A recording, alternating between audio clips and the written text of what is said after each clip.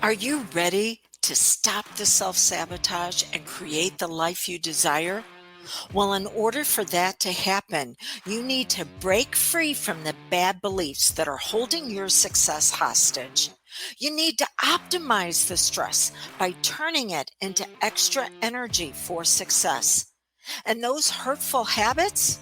Well, we need to give that pain a purpose for progress. Welcome to Stop the Self Sabotage and Create the Life You Desire podcast. Where in your life have you been making room for what's already left? What part of you has been organized around a season that's ended? I'm going to give you some examples. We'll go a little bit deeper into them. But when things become empty at home, and you organized your identity around being needed. And so you're still waiting for that to happen, or endings. And your home, your sanctuary reflects who you were when that ending happened. Or maybe there were decisions around taking care of someone else. But those accommodations is for someone who's now gone. Or maybe it was financially, to where you were always having to save, and now you're protecting yourself from a problem that you no longer have. Or you've built your life. And it was a struggle. But now your life has been revolving around yesterday's fear instead of tomorrow's vision. Maybe you were hurt, and there's a part of you that's still hiding from a danger that's past. Contraction never announces itself. Subtraction never says, oh, you're going to get smaller. This happened to me in what seemed the smallest of ways, and yet it rippled out and had a very big impact with something small. You see, 2 years ago, my mom moved in with me, and she was only supposed to stay for a few weeks, and it actually turned in to a little over a year. It was just about a year ago when she moved out, but when she moved in, I only had one spare room that was my office, and now it needed to accommodate her and as a bedroom.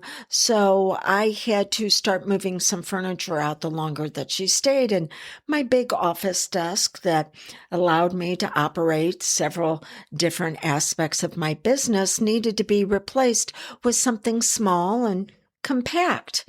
And that's all right, because it was a practical accommodation.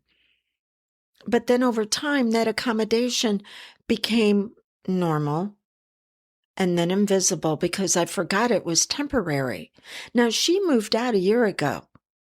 And, well, I could have gotten my big desk back out, but, well, the other things came up. And then 2 months after that, I wound up falling whenever I was out on a hike, and I blew apart my shoulder. And so from last September to then April of this year, I really wasn't able to use my one arm the way that I needed to, because there had to be surgery and put it back together and healing and then rehab on it. And it never occurred to me that my life had gotten smaller. Until just a week ago, I was working with a client and I'm squinting at my very small laptop screen because the large monitor that I used, well, that had to be attached to a large desk, and that had been removed a year previous. And I wound up asking myself, why am I playing so small if I want a large life? See, you made an adjustment and the adjustment was appropriate, but then life changes and the adjustment remains. So where are you still organized around what might no longer be true? And I said I was going to share some examples with you. And so the first example that I'm going to share is someone who's had people living in her home, maybe children or other family members, and then they move out. But she had spent a considerable amount of time being needed. And now that space is being waited to be reclaimed by those who might come back. So what part of your identity is still organized around being needed instead of wants and desires? Well, and it could have been because somebody significant to you left. And so things are just good enough because it's almost like you're in a waiting phase. When they left, that happened once, but the contraction happens daily through your environment. So does your home reflect who you are now and where you want to go? Or who you were when your heart was broken? And I will tell you right now, it will get messy in the transition. I am looking over at the day bed that's in my office now. And I have all sorts of things piled up on it because whenever I brought my big desk back up last week, I decided to rearrange everything back into how it might flow for where I'm going, not where I've been. And that can be a challenge if you've been offering any type of care for others, because you're still organized around being on call. And so those accommodations that you're making for someone, or maybe something that's no longer in your life, will continue having you maladapt to a past. And if it was finances, maybe you learned to save every ice cream and butter container to reuse. You always had to look at the cheapest option. Maybe some time has gone by and things have improved, yet you still won't replace what is just good enough because you're still protecting yourself from a problem that maybe you no longer have. And it could be because that struggle lasted quite a while. Life has improved, but the decisions are still around yesterday's fear, not tomorrow's vision. And all of this, well, maybe at some point in your life you learned that having needs, wants, and desires, that being visible was dangerous. So you became agreeable, quiet, helpful. That strategy protected you. But now you're still waiting for permission to be who you really are. And I understand loss happens and we grieve. But honoring the loss with remaining inside of it will not allow you to bloom and blossom the way that you're ready for. Okay, so what temporary adjustment quietly became your permanent reality? And what are we going to do about it?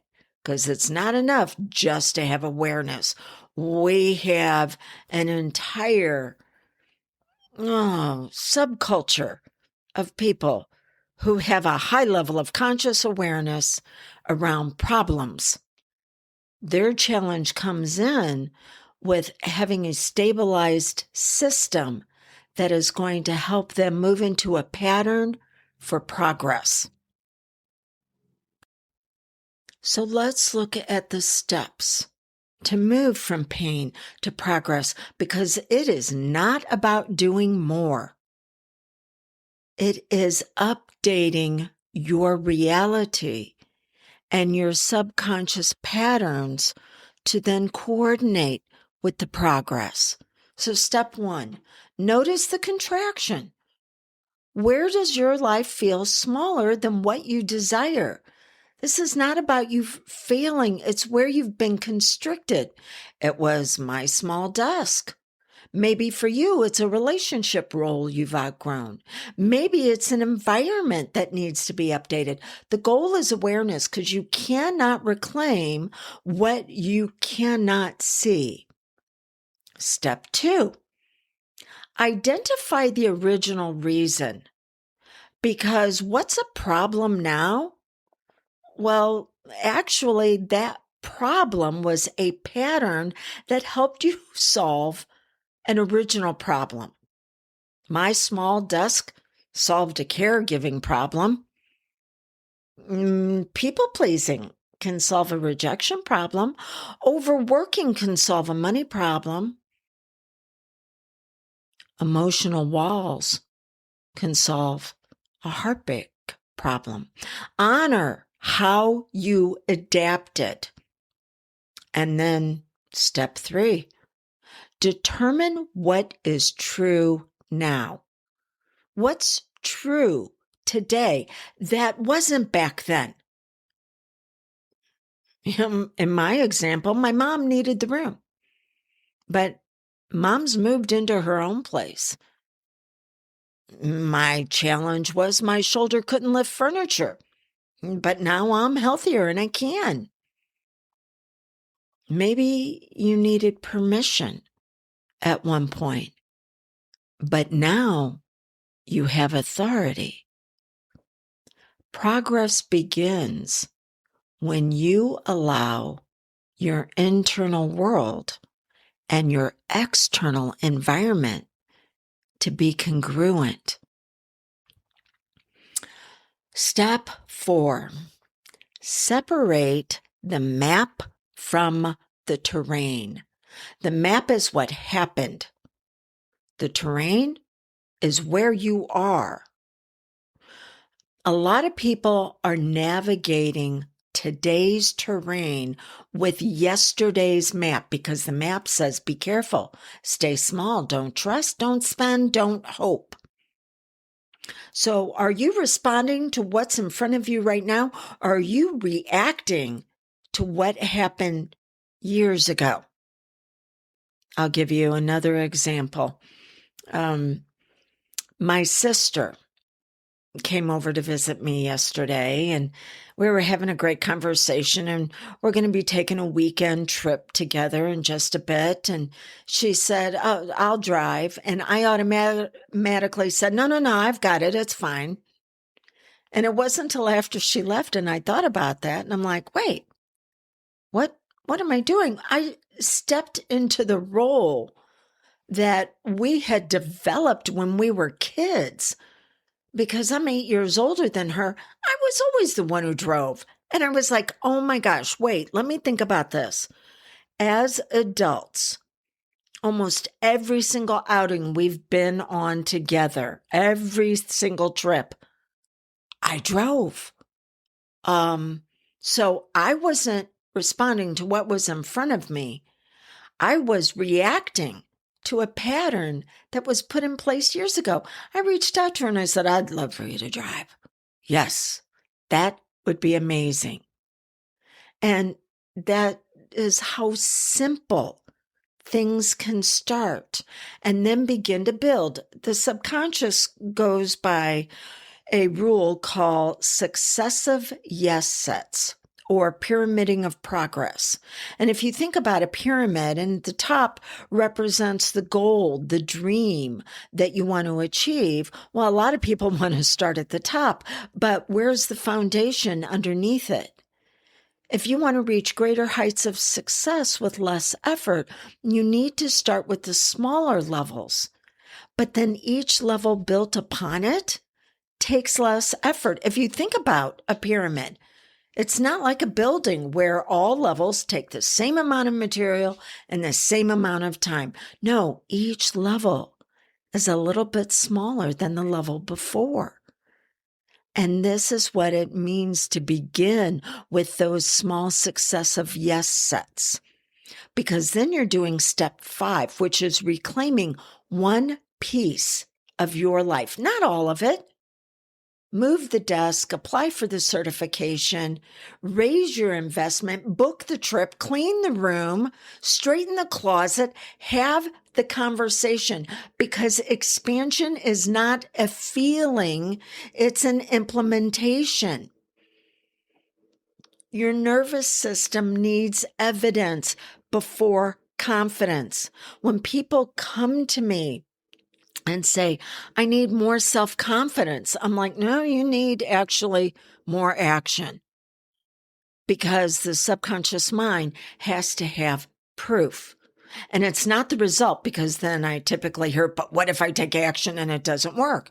And I'm like, well, then we'll go through a plan known as borrowing trouble, and we'll look at the top 3 ways that it won't work, and we'll set up a plan to handle each one, just an outline, not in depth. Because what we're doing is we're training your subconscious that something probably will go wrong at some point, and that you'll be able to handle it.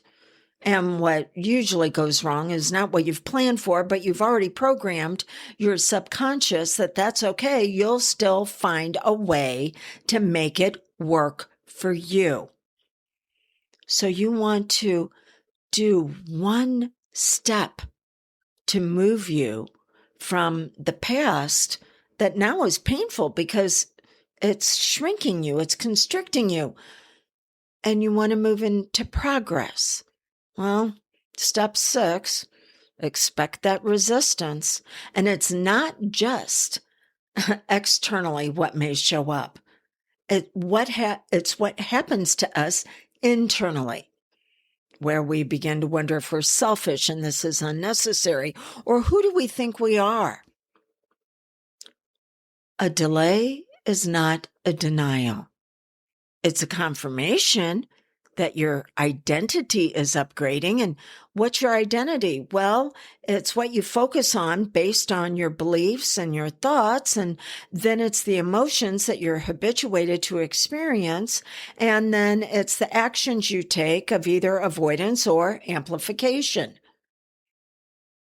Growth always feels unfamiliar before it feels normal. And then step 7, build your evidence. What evidence do you have that you're living from the reality that you want to turn in to your daily immersion experience? Is it the desk? Is it the monitor? Is it the offer made? Is it that you had the courage to have the conversation? Evidence accumulates, and identity follows the evidence. And then step 8. And this is where a lot of people will have a challenge. You need to stay consistent. For a lot of people, they'll start and then they'll stop. So what would cause you to stop? Well, that's because you don't have subconscious agreement. And if you need assistance with that, in the description is the way that you can reach out to me. Because progress isn't merely reclaiming space. It's learning that you're allowed to remain there. So, recognize what you're still organized around. Release the outdated reason for the original adaptation that is now causing you to maladapt. Reclaim one piece of your life that belongs to those dreams, those desires, those goals, and then reinforce through repeated implementation. So I have one final question for you. If your life was organized around what is true for you today, instead of what happened in your yesterdays, what would upgrade first?